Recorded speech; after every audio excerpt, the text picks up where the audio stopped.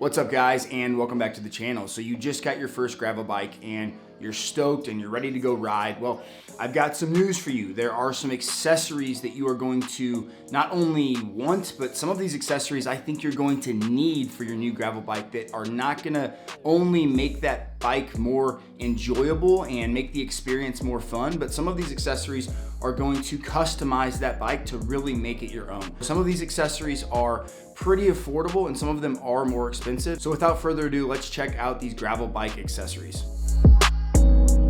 You want to be comfortable on your new gravel bike, and a bike fit can be kind of expensive, but I think a bike fit is an awesome thing to have. But if that's something you don't want to splurge on right away, I would say make sure you have the appropriate size saddle. So for the longest time on all of my bikes, I had the same saddle, and this saddle was too narrow. And when I actually got my bike fit on this Cervelo gravel bike, I learned that I actually needed a wider bike seat. I've got a pretty big butt, so I got a wider seat, and I now use that seat on all of my bikes, and it has helped make my cycling experience so much more enjoyable. So there are a lot of different handlebar tapes out there. Some are pretty expensive and some are more affordable. So I really like this stuff. This is Alien Pros. You can get this in a pack of 2 off of Amazon, and I've learned that this stuff actually lasts just as long as the more expensive stuff, and it's really, really comfortable. I believe this is like $15 for a 2-pack, and it makes your bike customizable. So there's a lot of different colors.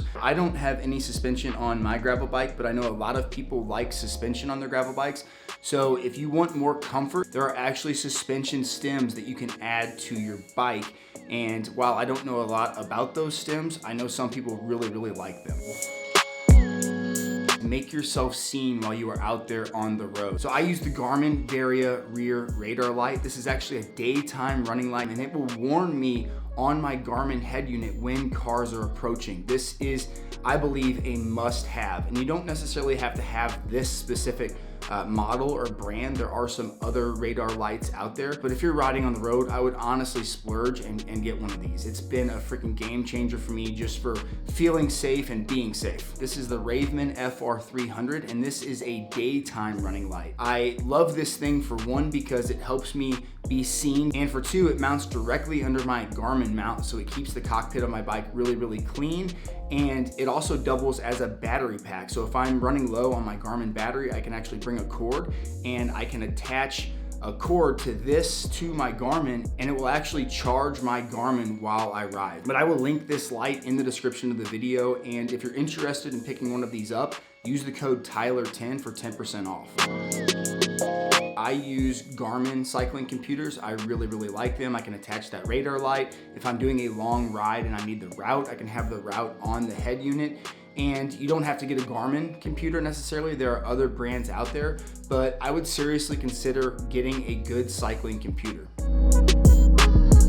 I would highly recommend, when you get that new gravel bike, setting it up tubeless. When you're running tubeless and you get a puncture, a lot of times that sealant will seal itself, and if it doesn't seal itself, you can easily plug that tire and keep it moving. You can run a little bit lower pressure without worrying about getting pinch flats. Those tubeless valve stems, they come in many different colors, so that's another neat way to customize your bike and kind of make it your own. I would get a good clipless pedal and shoe combo just from the start. Trust me, it's going to make your life more enjoyable. It's going to make those rides more efficient. And you know, if you spend a good amount of money on flat pedals to start, I feel like it's just gonna take a couple rides before you realize you wanna be clipless. I personally don't use a dropper post on my gravel bike, but a lot of friends that I have started to put dropper posts on their gravel bikes, and that's another neat little performance-based upgrade that you could do. You know, when you're descending downhill, you can drop that post, kind of get in a more aggressive or confident position. You've got to have what you need on the bike to be able to fix a mechanical if you were to have a mechanical. So the first thing is a multi-tool. This thing has saved my ass many, many times. CO2, a tire lever, pack pliers, quick links there, plug kit here, kind of a fatter plug on it. I use the slime strips like you get at an automotive store. Some extra small plugs. This is a small bacon strip plug with a really, really inexpensive little plug tool. And what I do is I take electrical tape, and I tape this to my handlebar. So if I were to get a puncture with the tubeless tires, I can untape that really quickly, plug the tire, and be on my way. I don't have to dig around for this in my pack. I always carry a mini pump with me. This thing has also saved my ass many times. I love this pump. Finally, a tube. Tubeless tires are great, but sometimes you can't get them to plug, or the slice is just really big, or shit happens. You wanna have a tube if you need it. This is the Revelate Designs top tube feed bag. I can keep my phone in there, I can keep some snacks in there. For carrying the tools, a lot of times I'll use a wedge pack that I keep on the back of the bike, but I've actually got this other little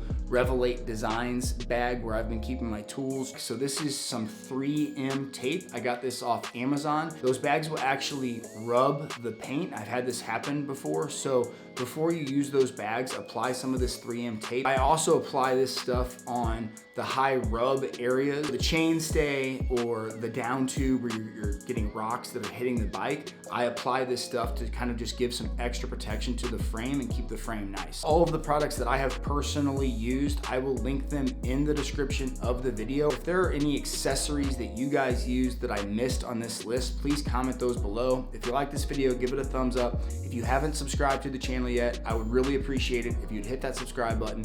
And until next time, keep crushing it.